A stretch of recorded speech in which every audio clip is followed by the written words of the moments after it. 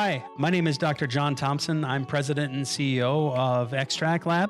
Happy that you're here with me today. Today I'm going to be talking about CBD Oils Explained, Crude, CBD Distillate, and CBD Isolate. This is a pictorial review. I'm just going to be showing you what each of the oils look like, talk a little bit about what the potencies might be, the purities that you might expect. So it should be pretty easy listening in this case. So let's get started. There are all kinds of bulk products that you can get from the hemp plant that are specifically oils. First of all, you can get your flower out of the hemp plant, obviously, and that's done through shucking and bucking. You take and remove the flower, the aerial parts of the flower from the sticks and the stems and from the fan leaves and things like that. And that really allows you to get some flower in which has some trichromes on it. Those trichromes in turn have CBD and terpenes and resins in them that are medicinal in nature. Some people grind up their flower and they blend it to get different types of flavors and make it smokable. A lot of times people will cure their flower. And there's also products that you can get from your hemp of raffinate, which is basically your spent material. That's if you CO2 extract your flower, you're going to have a very clean raffinate, which is basically it's hemp material. It's in the form of a powder. You can pelletize it and send it to different areas for things like there's fibers in there.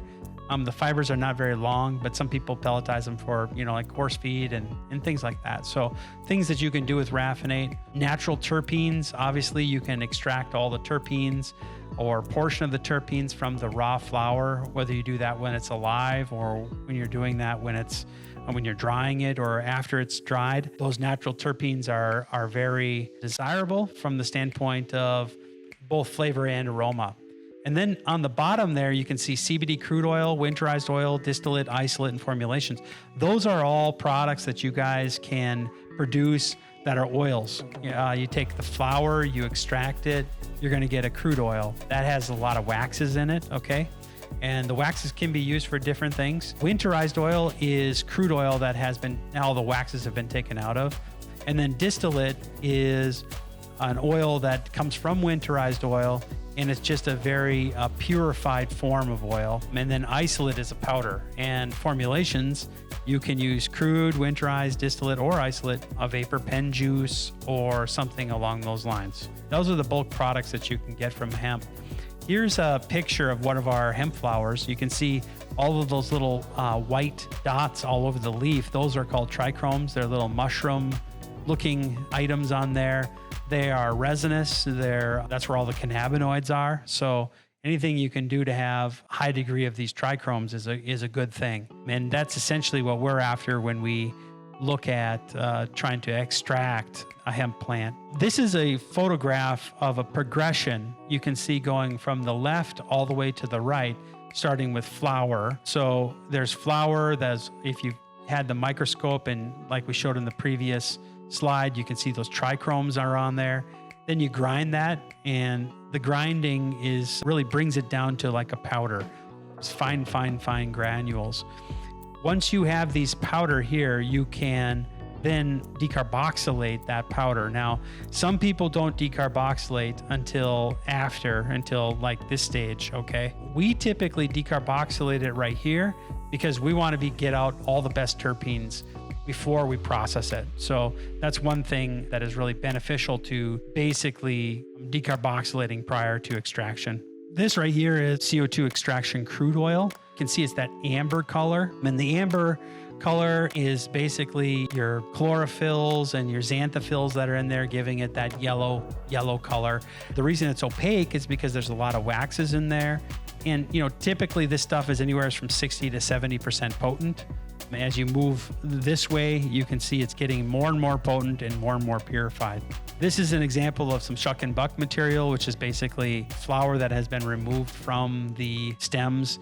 And you can see this stuff is typically anywhere from 10 to 20% potent with CBD or THC. And it typically has 1 to 5% amount of terpenes in there by weight. This is the terpenes that you would get out of something like that biomass. If you decarboxylate it, typically you would condense all the vapors coming out of that, and there you're getting tremendously rich and flavorful flavors in the form of pure terpenes coming out from each of the different strains. The labels on those particular vials are from different strains, and you can see they're different colors. That's because they have a different terpene makeup. This bright yellow picture is basically that's what crude oil looks like when it comes out.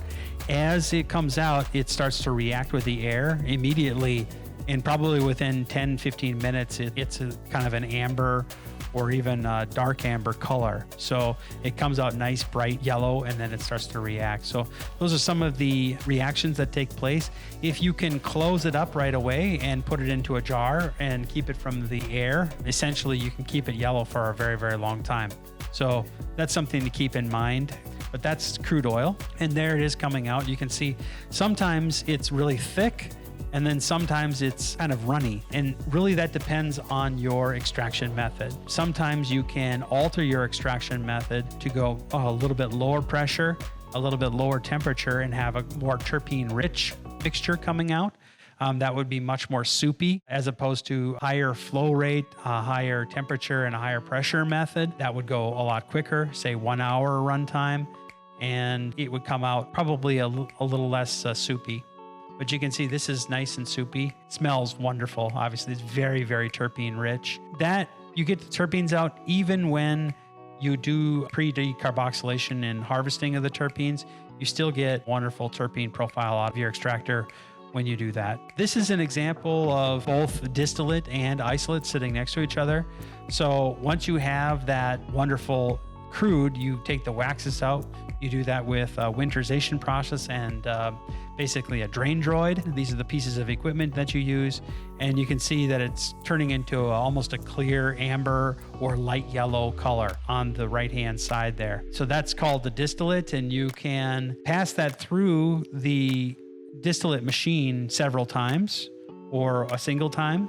And the more you pass it through the machine, the more refined it is, the more light the color. So that's one thing you need to think about. We typically use a wiped film evaporator for this, or a distillation machine. That's what we use. Here's another picture of some distillate. You can see how nice and yellow it is, mostly because you can backlight it, and so you can see the light coming through.